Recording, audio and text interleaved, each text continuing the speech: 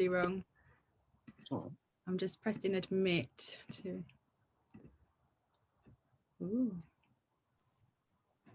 Hi, new people. Hi. Hello. There's a lot of you. This is good. Oh, that's good. Paul's already with us. Hi, Kim. It's Mona. Hi. Hiya. Hello. I'd like to apologise for the lighting in my kitchen. It's a little bit stark. That's great. Are you going to play the piano? Are you going to play some tunes while we're talking? You wouldn't want me to. You've so got to. Hello. And I see someone doing some knitting as well. This is good. We can maybe knit to music. That's what I like. Get the wine. Too late. We've already seen. Oh, Carolyn's on the alcohol already. You alky. Hello, mate. Hello. Oh, Fletch. I'm on a tea. Tea. Snap. Just for you guys, I do have the power to mute you. Thanks, Mummy Kim. Can't you? Sorry, Mummy. So where did I meet you guys? Did I meet you in the car park at Hackney Marshes? That's what I'm thinking, where I met you. I don't know if you've met any of this lot before. Sounds very dodgy to me. What kind of Zoom meeting is What we started?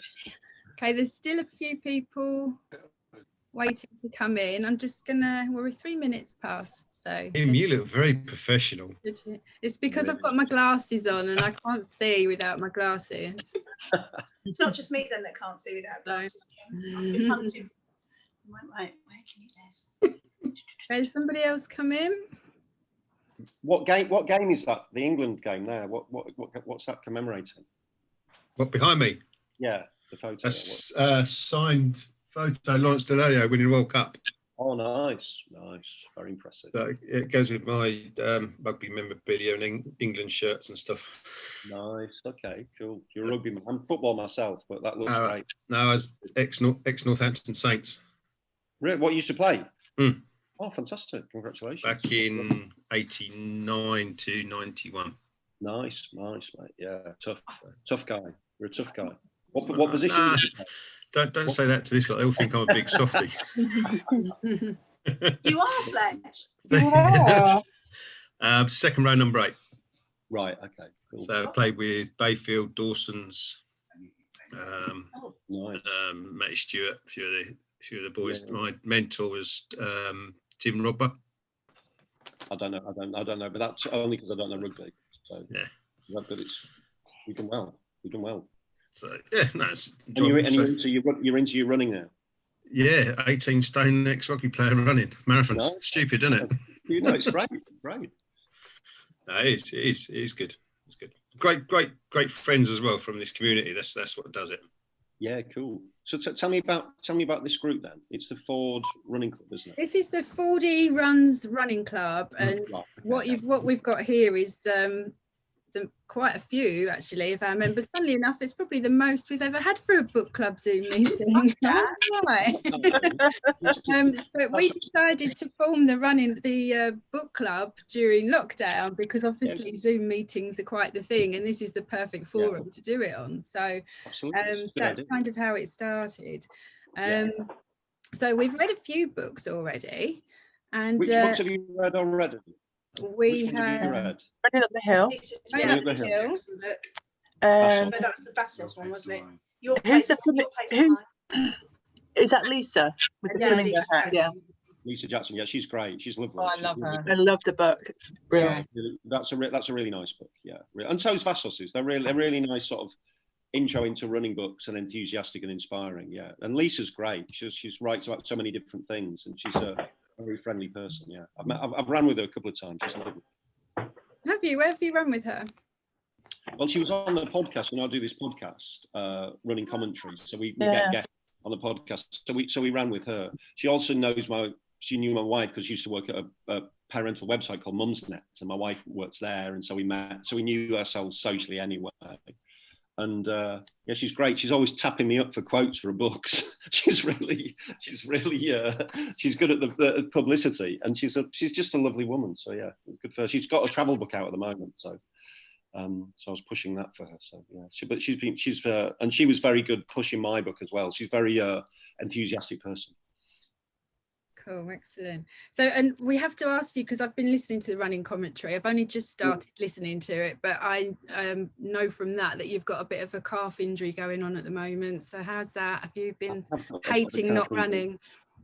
It's a bit, it's annoying because I keep resting I didn't have it at all till this year. Then it started in January, and it just keeps flaring back up. So I'm rest at the moment. I'm on a kind of rest for 5 days and then have a little trot out. I can still feel it a bit. My tendency is to just rush back. I'm trying to leave it time to recover, but we've got a podcast once a week that relies on me running. So I just recover, then I go for a run. I'm not back to square one, but I can feel it. So I'm hoping it's not going to be too serious. I'm hoping it's just an injury that I've got because I've got this Morton's toe thing where my second toe along is longer than my first toe, then my big toe, and then the second, and that affects you over time in terms of getting a little injury. So I need some orthotics, but I'm too lazy to get it sorted out. I'm really bad at stuff like that. I'll just run till I'm injured and then not really ask anyone and then just get running again. I'm not very good at just basic maintenance. That's why it surprised me actually in the book when you say about the Morton's toe, that you actually did go and get it seen before you ran the marathon. Most of us, we would be, oh my God, I don't want to go. This is me. I don't want to go to the physio in case he tells me that I can't do the marathon. Yeah, I know it was because it was so painful. It was stopping me running, and it was about a month before the marathon. So I just needed to get it resolved as quickly as possible. And I wasn't going to let him stop me running anyway. Really, I was just he kind of accepted that no matter what he said, I was gonna run. but he gave me some advice and some little tips, and then it was just a sort of minor thing. And he gave me these little toe separators. So I put these little rubber toe separators between my toes, and that worked. But it's no longer working. Long term, as I get a little bit older, I was 51 this year, which is fine. But it's sort of confirmation that you're 50, isn't it? That you're not going to get back into your 40s. Speak for yourself, mate. I've just turned 51 and I'm happy. That's that rugby stuff. You're a strong man, aren't you? Strong man. I'm more vulnerable. So it's funny you mentioned your toe. I'd like to know how many actual people actually bent down and checked to see if their second toe was longer than their first toe, because I did. I have a I noticed. Well, I didn't want to say I noticed a lot of stuff going on out of camera. I didn't want to ask too many questions. But no, it's if you do it, it can. It's meant to be a sign of enlightenment. I mean, I'll leave that for you to make the conclusion. But it's one to look out for. You tend to get injured over time with it as you increase the mileage. So hopefully no one's got it. I hope so. So let's talk about the book a bit. And first of all, what made you write it? I mean, I know that you said you wanted to kind of, I suppose, document the fact that you were going for this sub 3 hour marathon, but what kind of spurred you to start writing it, and was it difficult to write? I'll be honest, I really enjoyed writing the book. It was like I wanted to write about running because I've been thinking and talking. I've been doing a column for Runner's World for like 10 years or whatever every month, so I've thought a lot about running in my life, and so I wanted to write a book, but at the same time, I wanted to beat 3 hours for the marathon, and I wanted to write a book about it. But I knew that if I didn't beat 3 hours for the marathon, I probably wouldn't be able to sell the book. so who wants to read about a bloke who gave it everything to beat 3 hours and then didn't beat 3 hours? So the two became sort of joined in my mind. I was training really hard. And I thought, if I can beat 3 hours, then I'll write a book about it. So I sort of got strength from what the desire to write a book gave me sort of the strength to beat 3 hours for the marathon. Do you know what I mean? They became sort of intertwined in my mind. And when I got the chance to write the book, I'll be honest, I think with my publishers, a lot of the the way I pitched it for them, they thought it was going to be like really celebrity, you know, because I know a few celebs, and obviously I've done stand-up comedy, so I know Michael McIntyre very well. And the way I pitched it, I think they were thinking they were going to get some kind of celeb gossipy, and there's elements of that in it. There's an awful lot about running as well. So I sort of told them I was going to do one thing and then wrote another. So it was a little bit cheeky. So it's a nice blend. And when I started writing the book, I spent a lot of time planning it, planning what I wanted to do with it, and then I just mapped out how long I wanted to write each day, and it felt good. It's nice to have a story to tell and to tell it. Do you know what I mean? It doesn't happen very often, so it felt really simple to me, and I really enjoyed it. I mean, I really enjoyed it. Yeah, it was good fun. I mean, you've opened up quite a lot as well. There's quite a lot of personal stuff in there. Yeah. About your childhood. Was it always your intention to talk about that in the book as well? It wasn't originally, but it was sort of like I wanted to be honest about the process of running marathons and what it involves. I mean, for everyone really. It doesn't really. I made sure to mention that in my book. The desire to beat 3 hours for the marathon, and the desire to beat 5 hours, just the desire to run a marathon. It kind of, in my experience, when I've run marathons, it brings things up emotionally in my life whenever I've run any marathon. And it just came to pass that beating 3 hours for the marathon involved me sort of surrendering to this relationship with the pain that I'd have to go through to do that sort of thing, not to get too heavy about it. And I had to find motivation to get through it, and I had to find a way of.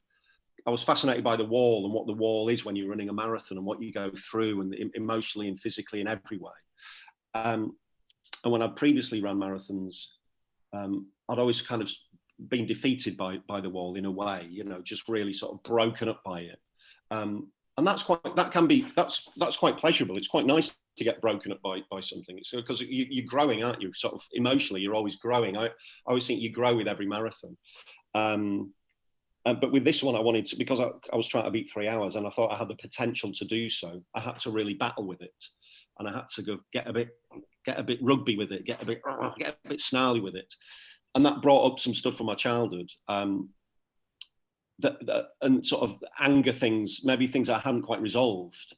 And I'm getting a bit deep with this, but I'd had bits of therapy to resolve them and stuff, and that had worked to a certain extent. But I think the process of running, one of the reasons why it's so healthy is because you're actually doing something. It's nice to physically do something, and something happens when you're running that's sort of beyond words in a way.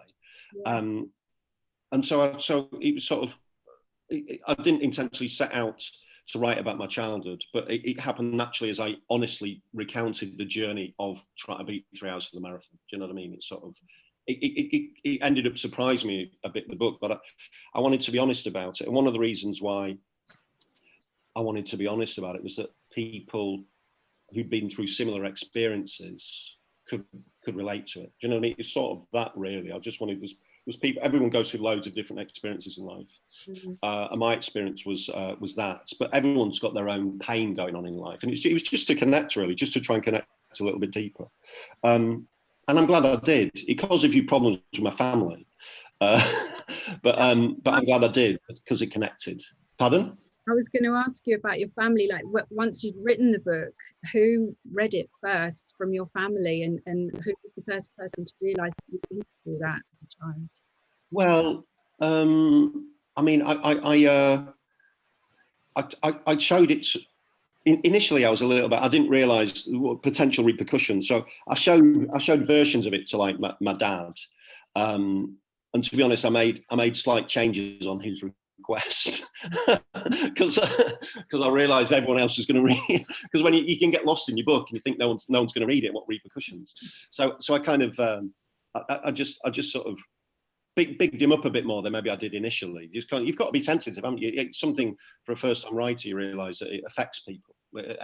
Everything you write affects everyone else, and so that took me a while to really realise. But I'm glad I did. I showed it to my wife, and she said, "You might want to have a word with your dad." And I thought, all right, maybe I should have a word. But it's not like my dad found anything out.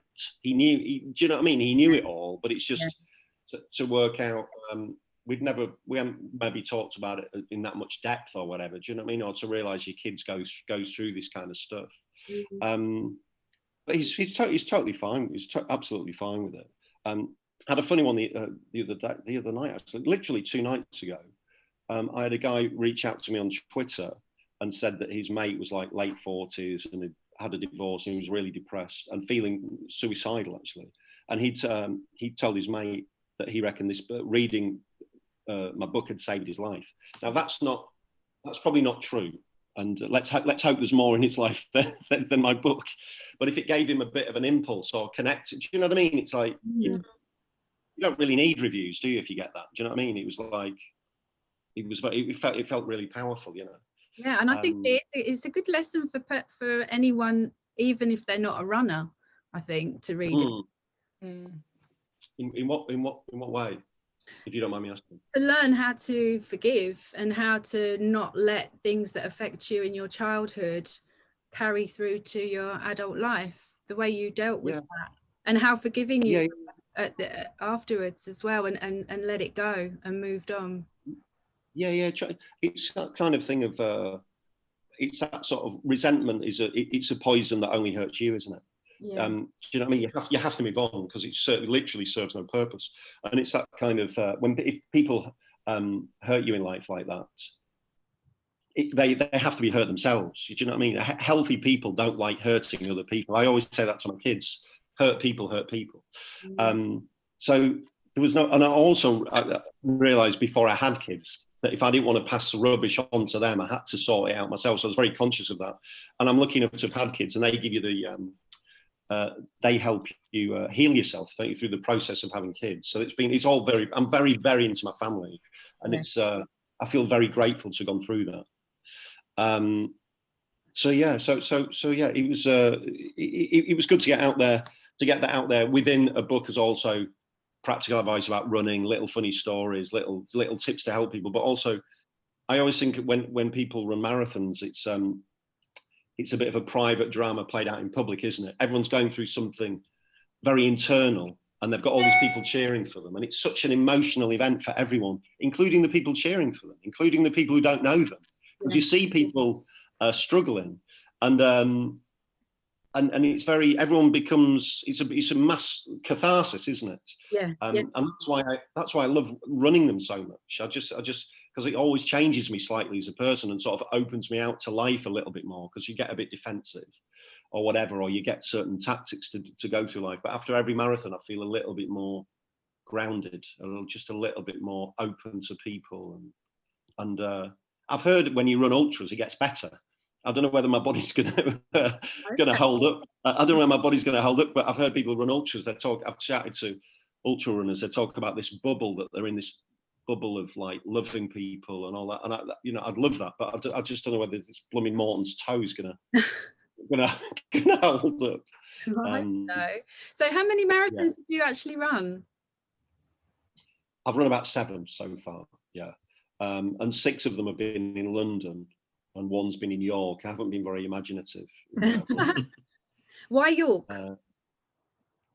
Well, because they asked me, because I'm from Yorkshire, so there's a bit of that sort of going home sort of aspect to it.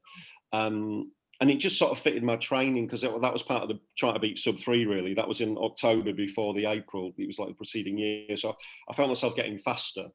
And a big part of it was because they asked me.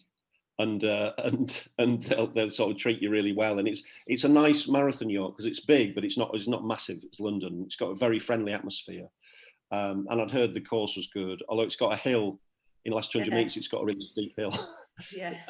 And has anyone run York? Me and Nettie ran it together. All right, okay, yeah. It's funny, that last hill, isn't it? It's like, wow, could it get any hard? Not funny. No, but I remember this Yorkshire bloke going, "All right, you need to finish. It's just up there," and it's just like, "Oh my God, really?" But a friendly marathon, I think you've got Yorkshire. Yeah, definitely. But it was really, really lovely. I've done it 3 times now. Have you really? Okay, cool. Yeah. And it's got some nice long downhill sections as well, hasn't it? Which is quite nice. Do you know what I mean? It's got the nice villages as well. You go to all the little villages, and there's loads of support. It's nice that, Absolutely, yeah. Little pockets of support, but you get your quiet moments as well, and then a massive pocket of support. And it's a great marathon. I suppose one reason why I've run London a lot is because I'm lucky enough that I can get into it, you know, because I write for Runners World and stuff. So they get me in, and that's really, I feel very, very fortunate, because I know a lot of people can't. And the atmosphere just makes it really helps, doesn't it? The wall of sound. But I'd like to run different. So I would like to run quieter marathons just for a different experience. So yeah, seventh so far. Do we have veterans of many marathons here? Do we have?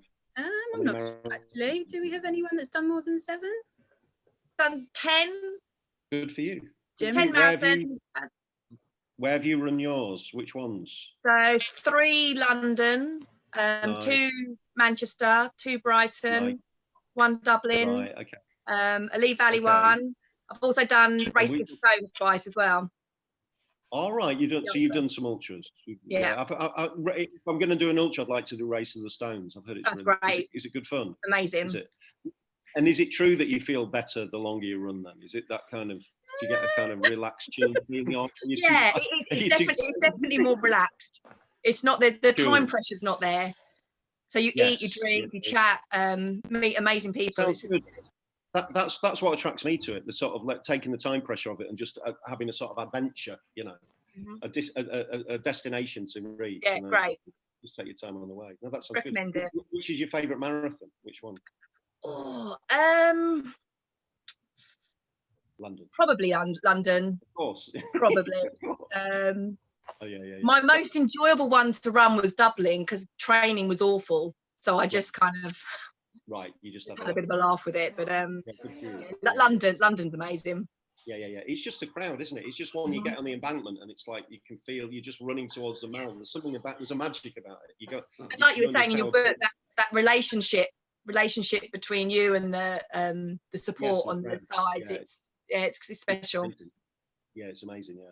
Yeah, and talking of supporters, we can't let this go without mentioning the jelly baby moment, can we? No, that was a sad moment. It's so good. It's a sad moment in a bad marathon. It's that kind of when you're tired and moody, then everyone just makes you moody, isn't it? Do you know what I mean? I was just moody. Bless her. I was sort of. Yeah, I talk about it. It was after a guy had ran past me with a rucksack, who was like a sort of Cockney geezer. It looked like he was talking about I was gasping for a fag when he was running, when he ran past me. So that was quite sobering. And then, I just grabbed at a jelly baby, didn't get it, dropped to the floor, and I screamed a very rude word at a very small child. It was awful. But you know, when you're just too tired to lean down and get the sweet that you've dropped, and just the distance, the sweet there teasing me, and the distance, I just couldn't hold back. Bless her. I hope she's forgiven. Oh, you never heard from the father then? No, he hasn't reached out, but he might do. Hopefully he'll get a read of the book. I need to have a chat with you after. Yeah, track me down. Yeah, chase me. But no, it's funny that, isn't it? Because sometimes you can get a bit angry during marathons. It's kind of if your head's not right and physically you're starting to struggle, or you can go through phases, can't you? Of a little bit of people can get a bit antsy around water stations, or it's normally a sign that you haven't trained hard enough, or you're sort of not focused on it. Do you know what I mean? There's something goes on. But yeah, I was a little bit annoyed with myself then, because I think it was a marathon where I wasn't that fit, and instead of, like we're just chatting about, if you're not that fit, you just relax and decide to enjoy it and just run it for the experience. I still wanted to try and run a fast time. It was just craziness, absolute craziness. I'd set off way too fast. Just all the errors you could make, I made them in that marathon, because you always find out something in a marathon, and it always tells you can't hide there, can you? You can't fake it. If you're fit, it's going to find out, and if you're not fit, it will find out. So I felt a little bit exposed and just a bit stupid, really. Do you think it's better to run a marathon on your own or with somebody else? That's an interesting question. I've never. I was going to say I've never run it with someone else, but the last marathon I ran, was last year when I ran with the guy who I do the podcast with. We recorded a podcast of the marathon, and we ran it fairly slowly for us. We ran it together, and it was probably the most enjoyable marathon that I'd ever done. I really, really enjoyed it. And it's a shame all this has happened, of course, pandemic stuff. It's a shame for many, many reasons, for many, many people.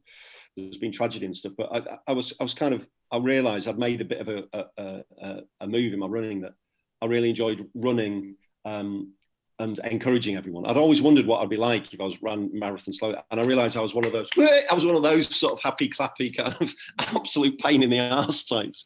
I was really reaching out to people, and I was surprised. It was the most enjoyable marathon I'd ever ran. I just really enjoyed sharing it with people, encouraging people, not feeling the time pressure, because I've kind of realised I'm not going to get faster. I've kind of done it all, but my desire to get faster as a marathon kind of has been documented in that book. And so now I just want to enjoy running experiences. So it was, so that was something that I enjoyed. But I would say if you try to beat a time, I think you've got to be a little bit careful, because anything that detracts from your focus is a bit weird. And if you run with someone else, you just a little bit of you is thinking about them, and it's very hard to find someone who you run with and you're at a really natural, relaxed pace, and you might be just adjusting your pace just a little bit, or you just a little, and just over time that will start to tire you out. You really need to, if you really try to run a fast marathon or as fast as you can, you really need to marshal your physical and mental energies. So you can't be kind of thinking, are we talking too much? Am I this? Am I that? You can't get lost in a relationship with someone else. For me, it's quite a private thing. But if you just want to enjoy a marathon, then for me, I would say my most enjoyable one was with a friend. Yeah. And what are the best and worst things that you've encountered during a marathon?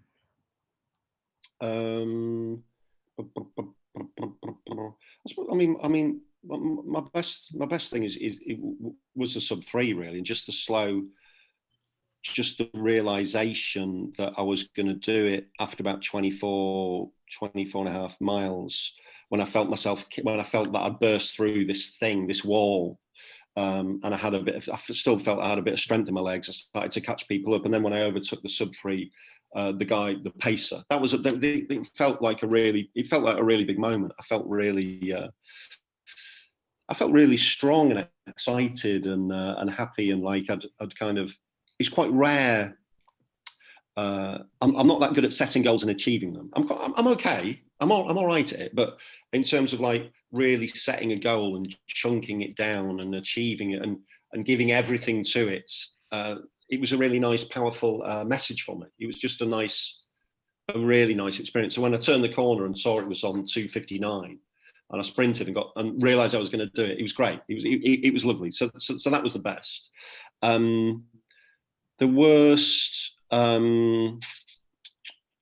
was probably the marathon we talked. Probably the marathon, the insulting toddlers marathon, because I just felt, as I said, I just felt stupid. I'd let myself down.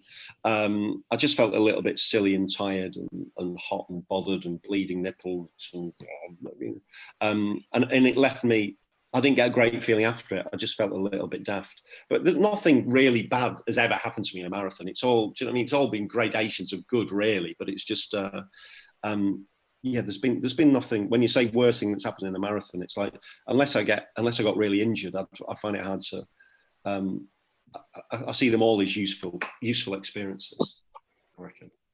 What have you seen from other people? Have you seen like some pretty disgusting sights or anything? Oh well, yeah. I mean, you get that thing where you run, where you get past the 18-mile mark, and people are like falling over or being sick, or do you know sort of like, just suddenly start.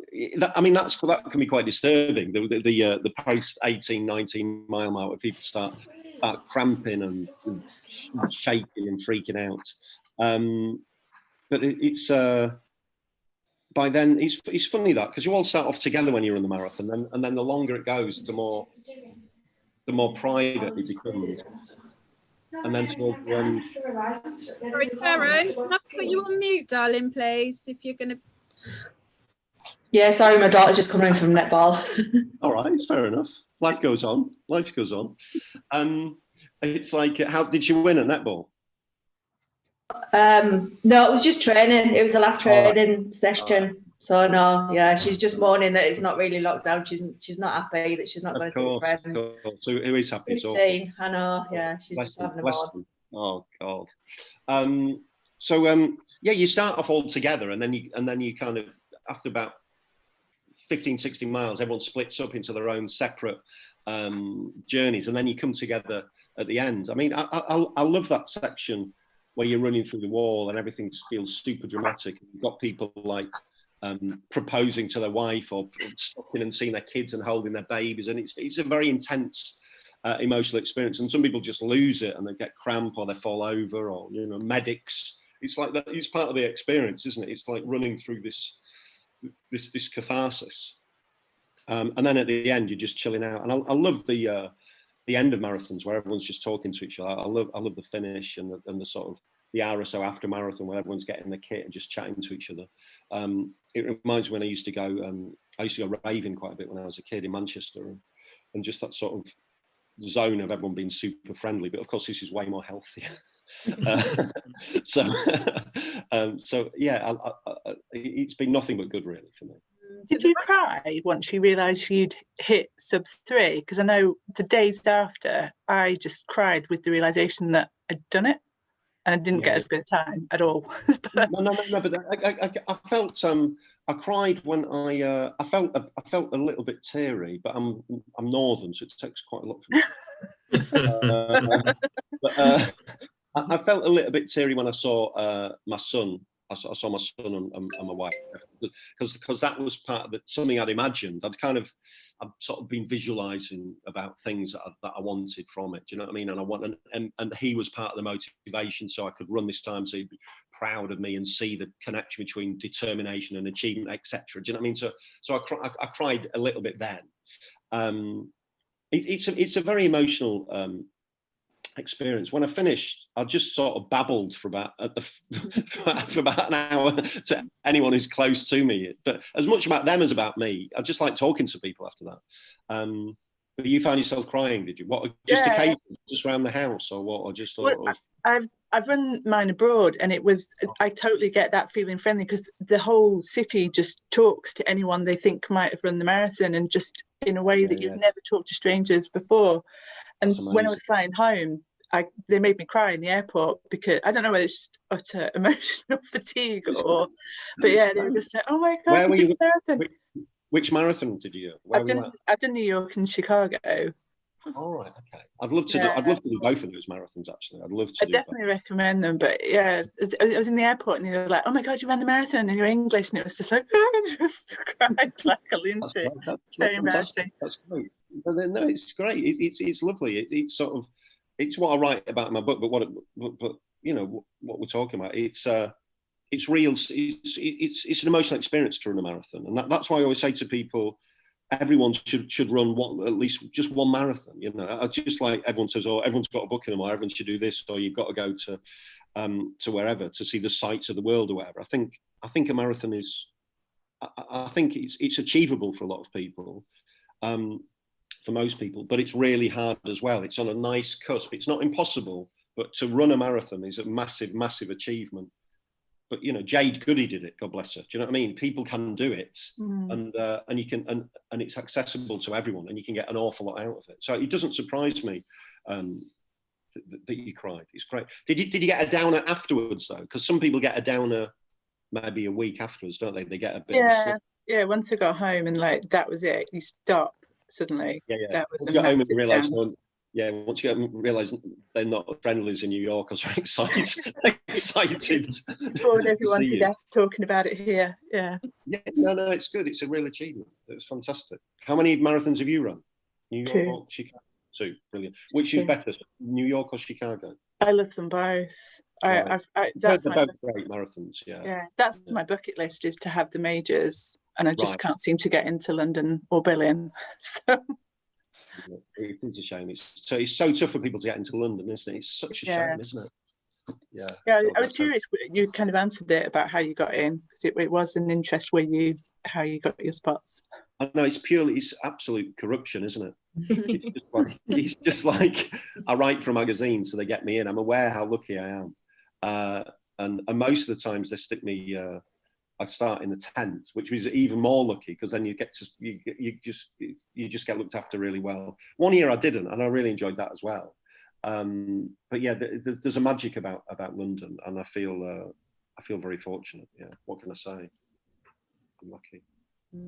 I read one year that Katie Price got into the London Marathon, and she did no training, and she made it as far as mile 9, and people were just absolutely furious. As they should be. As they should be. It's a waste. It's an absolute waste. And then you had one girl who popped over from a reality TV show and popped over at the 14-mile mark, didn't she? And hopped over that bit where you can hop over and join in.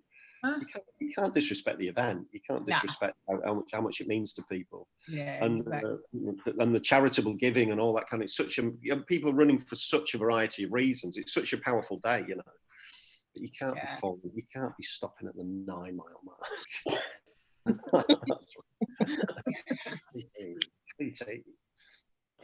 Okay, well, we've got some questions from people a few people wanted me to ask on their behalf, but if they've changed their mind now, let me know. But Paula McIntosh, do you want to ask a question, or do you want me to do it for you? That's fine, thank you. Can you hear me okay? Yeah, I can hear you, yeah. Right, great. Hiya. So I loved reading about Scarborough as well, because I'm from Hull. All the places that you mentioned. Yeah. It was really nice. Sorry, what did you say? I was just because I knew where they all were, I could picture them all. Yeah. It was really nice to write about Scarborough. I really kind of it made me realise how much I miss it. I mean, we left Scarborough when I was about 15 or 16. And it's such a beautiful town, and I did so much running around there, and it's such a big part of my running life and starting to run, and obviously my childhood and stuff. But they do a 10K race in October in Scarborough, the Great Yorkshire 10K, and it's a fantastic run. And it goes right around the Marine Drive and then back again. So it's sort of like the first run I ever did. I talk about it in my book. The first run I did is actually like a race now in Scarborough, and it sells out in about 3 hours or something. They release it in like June, and by midday it's sold out of the first day, because everyone wants to run it. But if you can get into it, it's a Great Yorkshire 10K, and it's a brilliant race. Yeah. Is that the McCain one? Do McCain sponsor that? Yeah, I think it's a McCain one. Yeah. And they give you the worst T-shirt in the history of post-race T-shirts. It's like a bright yellow McCain. It's so cheap. It almost sets alight the minute you put it on. It's so flammable. But quite good fun, and the atmosphere is great as well. And running around the Marine Drive, it's beautiful. So yeah, it was good to write about that. Yeah, I enjoyed it. Yeah, well, I'll have to look out for that one. Yeah, do enter it. So, and I was going to say, you mentioned as well about running on holiday, and I know you went to Cuba just before the marathon and trained there. Is there anywhere in the world that you'd want to run, that you fancy visiting to go and run? Yeah, I don't know. I'd like to. I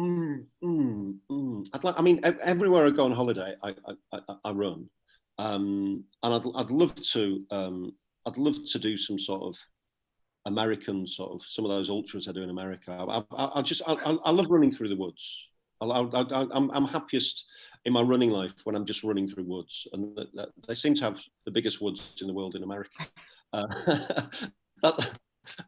not very good at geography, but they seem to have that. The only problem is some of them seem to have mountain lions in them, so I'm a little bit trepidatious. But I'd love to do that. But in terms of locations, I don't have any specific locations. That's a great part of being on holiday, isn't it? When you're a runner, is that you get to explore.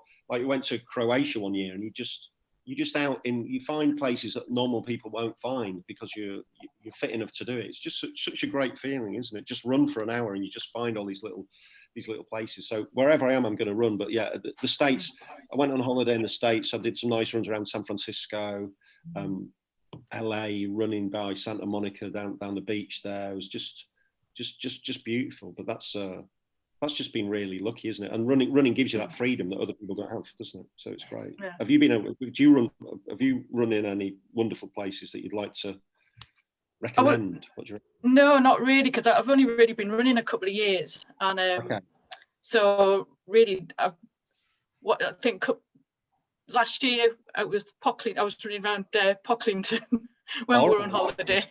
Yeah. Well, there's some great places in the UK. I mean, in Wales, on the moors. When I go home to see my dad lives in Thirsk, so I run up around those Motherley, around the North Yorkshire moors. It's absolutely fantastic. It's absolutely fantastic just to be on your own up in the moors like that, and the weather is really raining, and you're on top of this massive hill. It's just great. So there's so many places like Race to the Stones are in the UK. There's so many places. There's so much great countryside, isn't there? So there's so much to explore. So yeah, it's 2 years. How's it going? You enjoying it? Yeah. I feel a bit of an imposter here though, because I haven't done a marathon. Not an imposter. Oh, it's all good. It's all good. It's all there. I mean, there's no marathons to run at the moment anyway, so I won't worry about it. Although, did anyone run the virtual London a few weeks ago? Yeah. How was that? I wasn't sure whether we were supposed to wear them tonight, Kim. They finally came. Yay, all bloody weeks. Well done. Did you just knit that? No, but I probably could. No, you did really well. I was. It looked quite hard work to run it. Was it weird running a marathon on your own and setting off at the time that you wanted to and all that kind of? Because there's no event, is it? Do you know what I mean? When you run a marathon, it's quite nice because it's all about you running this event. But when you're just running it, I think I'd have struggled with that. What did you do for like drink and stuff like that? I have my son bring cups of tea.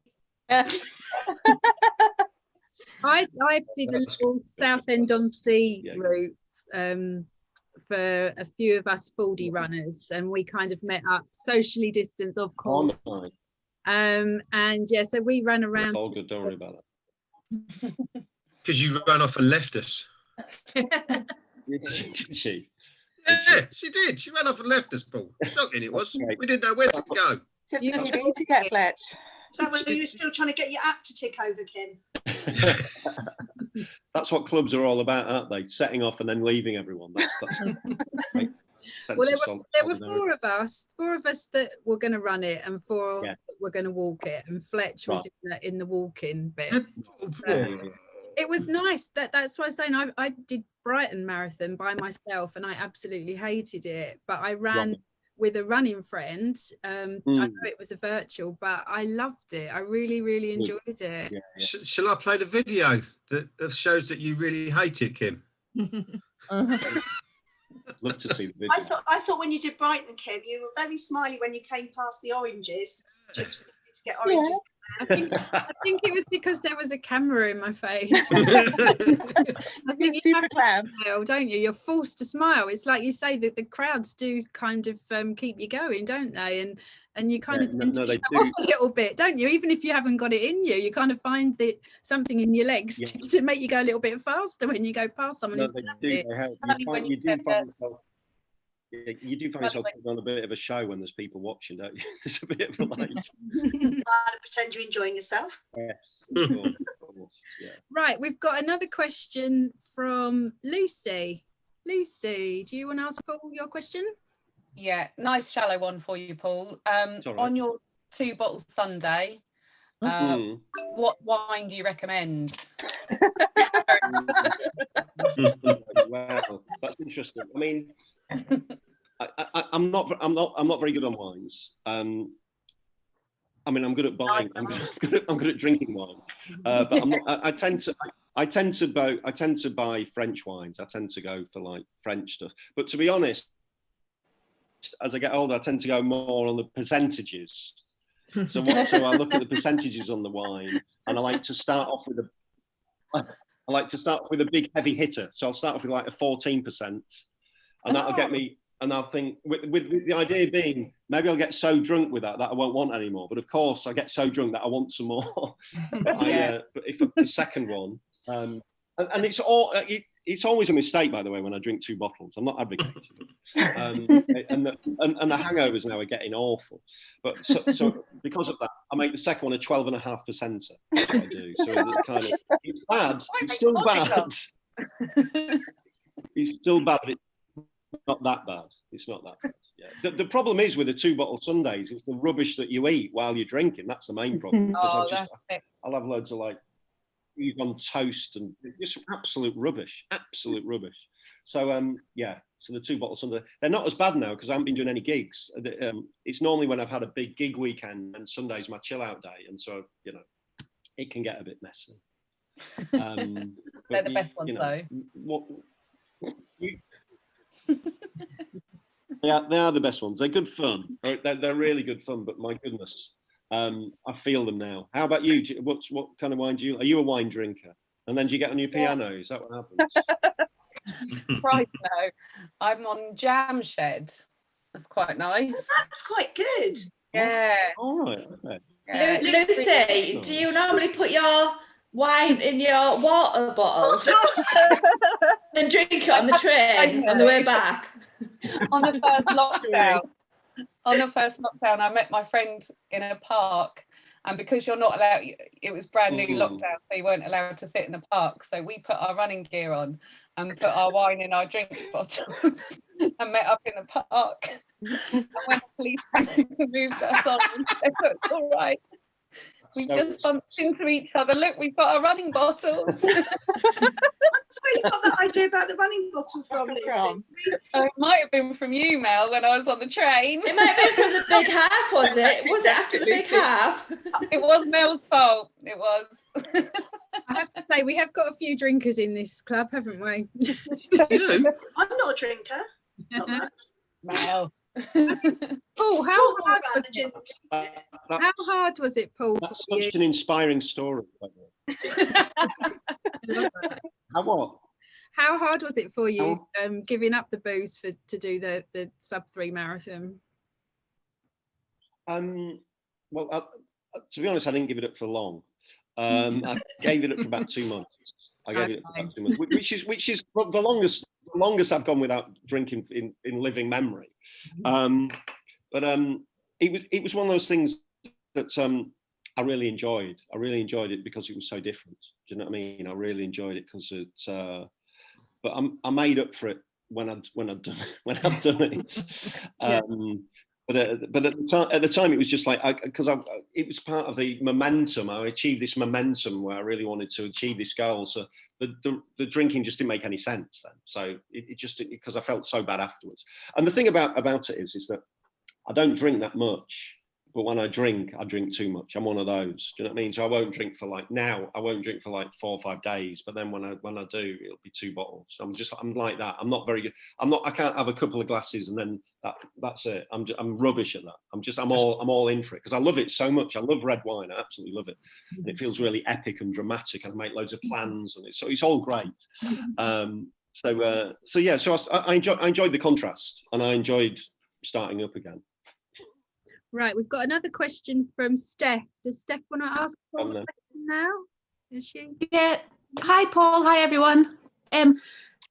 Just to say, we've got a really good marathon up here in Inverness with a monster. So if you ever need another PB, we could get Nessie to chase you around.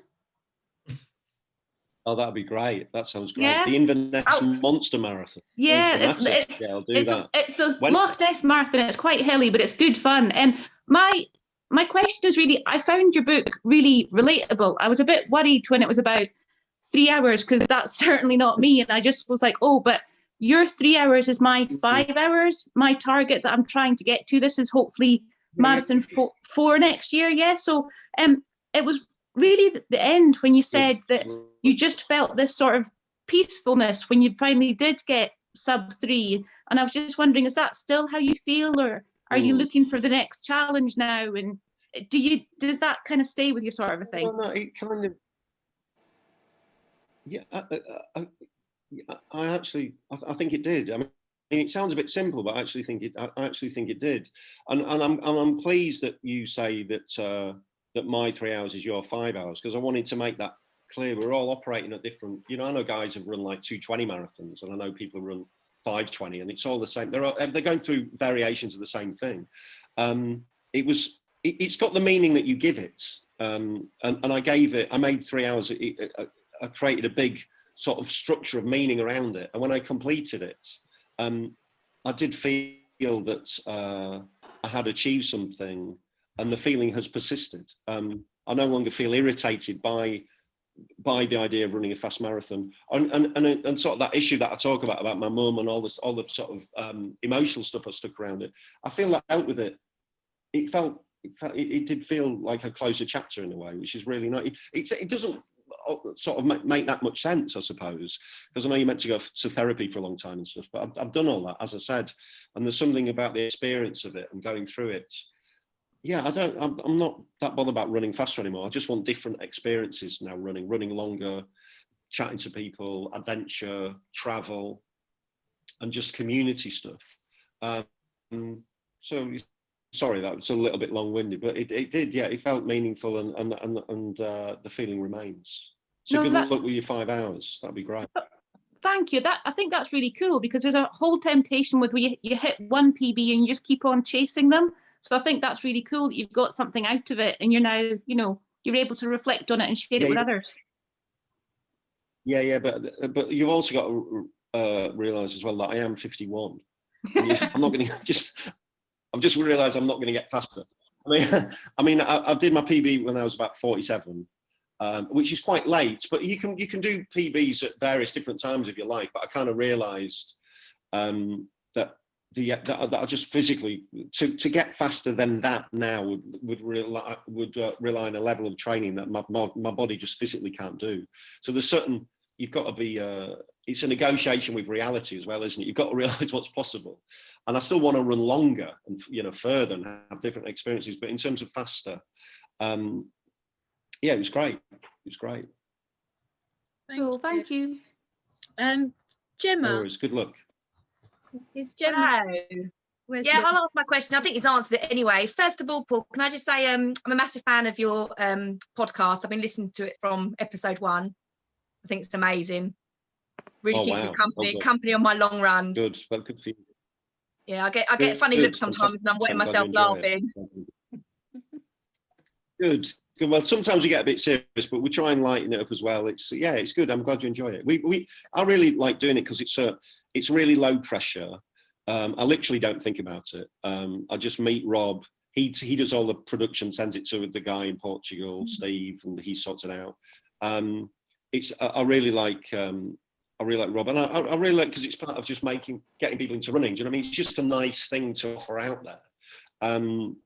There's no wedge in it. There's nothing like that. There's no fame in it. It's just a nice community thing. So yeah, I really enjoy it, and we've done one a week now for a long time, and we will continue to do so for a long time. Excellent. So my question, I think you've answered, is basically what is next? Like you said, you don't think you're going to go faster, so you're thinking more going longer. Ultras. But the next, what's next is me sorting this toe and calf thing out, but I have to do that. I'm going to have to go to someone and spend money, and I'm Yorkshire, I'm really tight. I hate that idea. I hate the idea of giving someone money for this thing but I realise I'm going to have to pay money for some serious orthotics and sort it out once and for all, because it will keep coming back. So that's my main thing. That's my initial thing. And I'm recording. I'm doing an edition of Pointless tomorrow, so I'm going to use the money from Pointless to buy some orthotics. That's my plan. And then once that's sorted out, yeah, long runs, race to the stones, maybe the odd little adventure abroad, who knows? But just getting into that sort of experience. Yeah, I really look forward to doing that when they all open up again, God willing. Yeah, hopefully. Right, and Carolyn has a really interesting question, I think. Oh.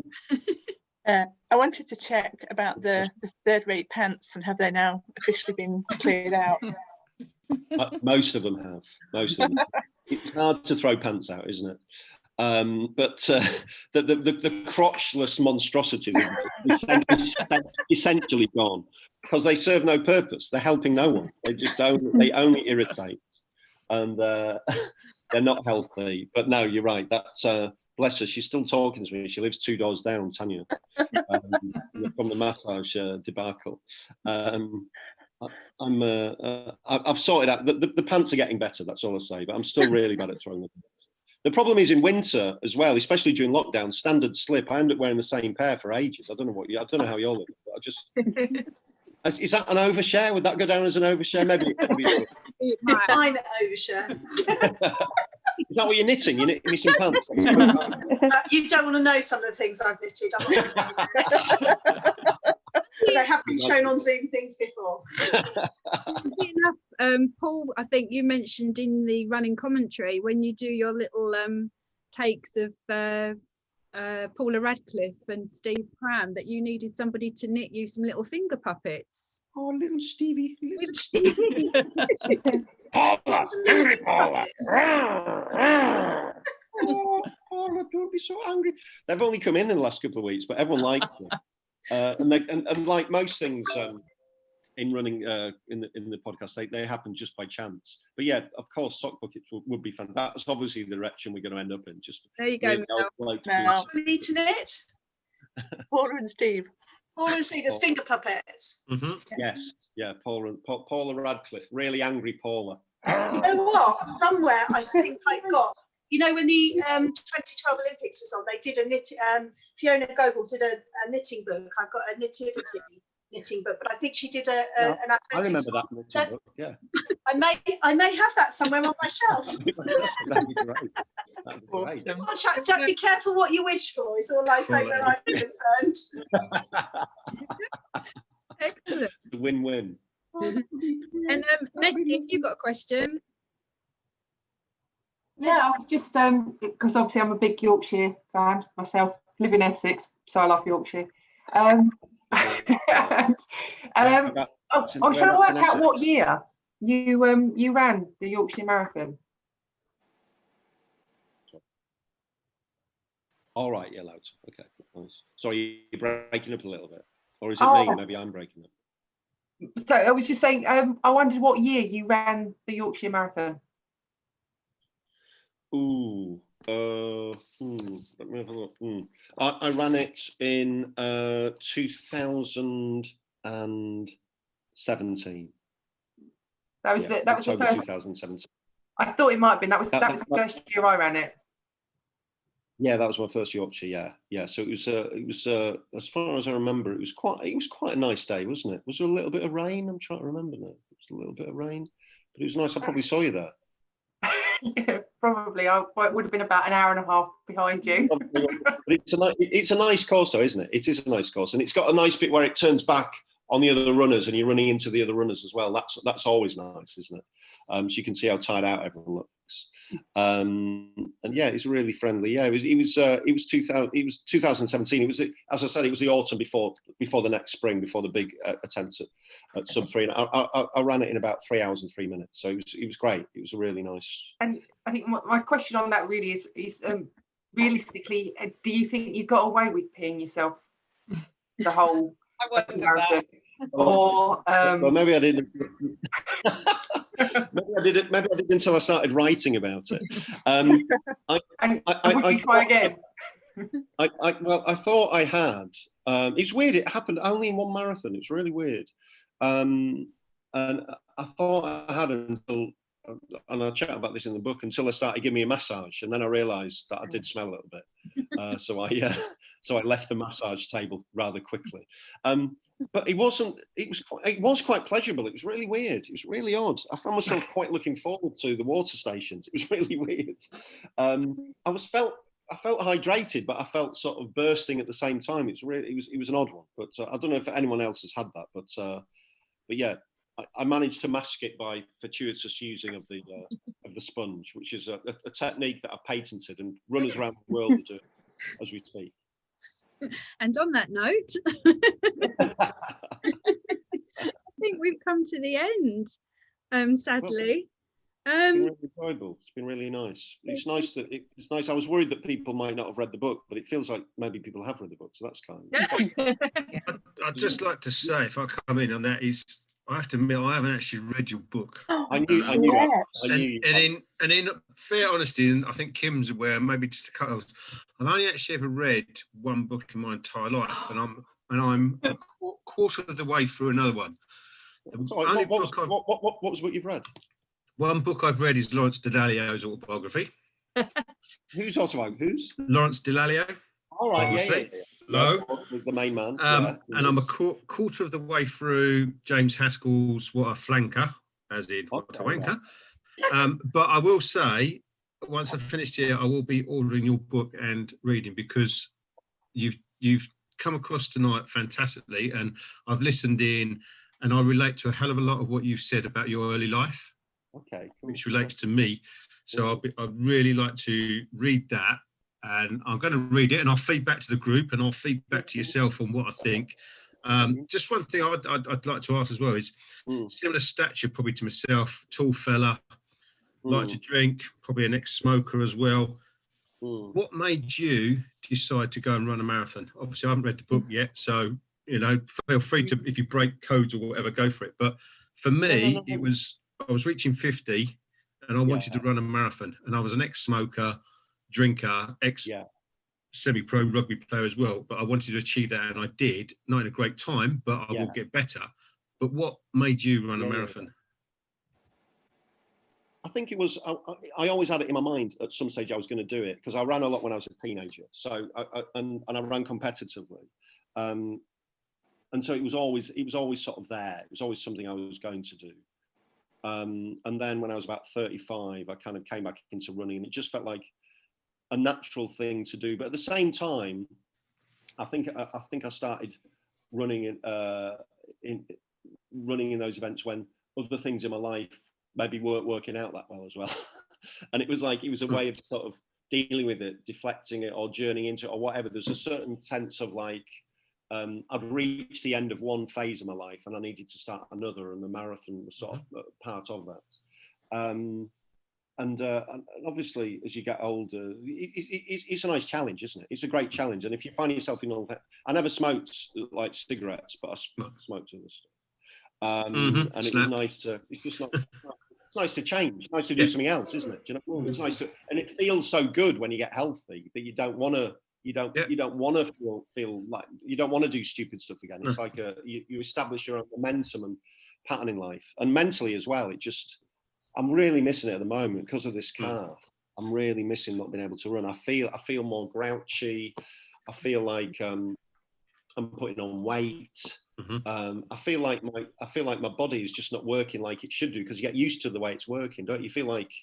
You feel like a sort of, you feel a bit animalistic when you're running loads. You feel really sharp and really like your body's working well. And when it's not, you just feel you feel a bit sluggish, don't you? And just, I don't know about you, I just feel nothing. I'm not sleeping as well as I used to. Everything's just slowing down, you know. Yeah, I do. I mean, most of the group know that obviously I've come and gone sort of thing from running the London last year to doing a few little runs. But now, where there's obviously, everything that's been going on, it's what I find now is great that I'm able to just get up.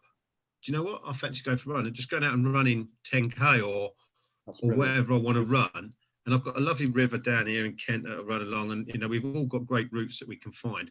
But that's what I try and emphasise to everyone into the group as well, is just go out and run. You don't have to worry about times, and you've said about it. You don't have to worry about times. You don't have to worry about distances. Just, I think the key for me is, I think a couple of people through the lockdown, found it quite hard, sluggish, and that.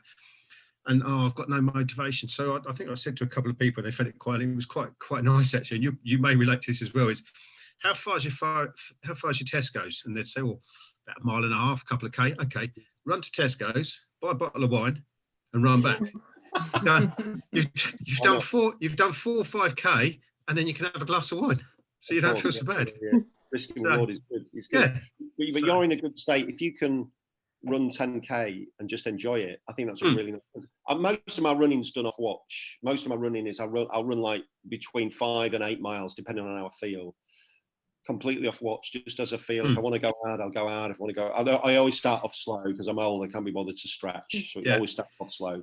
And then sometimes I'll see someone, I'll key off them and race them a little bit or not, or whatever. Do you know what I mean? Things happen. but I think that's in lockdown.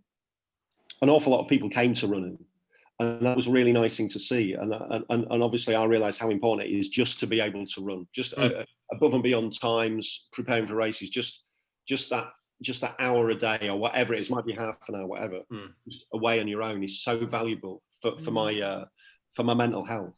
And obviously the rest of the country reached a similar conclusion because so many people are out running. That was a great thing. But and rather crazily, it coincided with a period where suddenly everyone got scared of runners as well.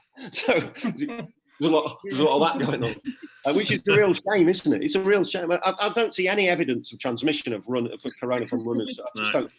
You know, people just face you've just got to deal with it, haven't you? Occasionally it winds me up, but you've just got to accept it. The huffers and the puffers. Everyone's just trying to get through it. Very quickly. I hope you don't mind, Paul.